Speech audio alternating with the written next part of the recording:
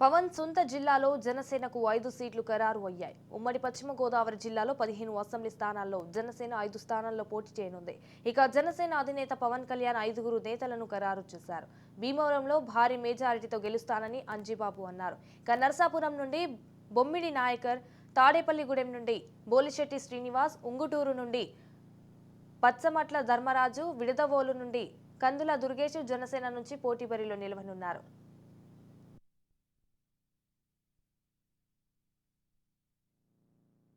ఉదయం 12 గంటలకి పవన్ కళ్యాణ్ గారిని కలవటం జరిగింది. వారు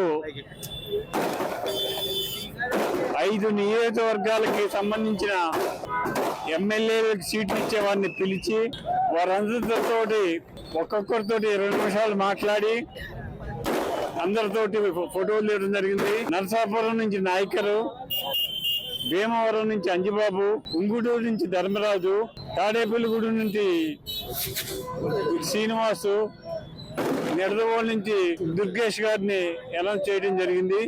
వారిచ్చిన అవకాశాన్ని మేము సద్వినియోగం చేసుకుని భీమవరం నియోజకవర్గం నుంచి అత్యధిక మెజార్టీతో గెలిచి ఈ భీమవరం నియోజకవర్గం అభివృద్ధి కోసం నిరంతరం కృషి చేస్తారని చెప్పి తెలియజేస్తున్నాను.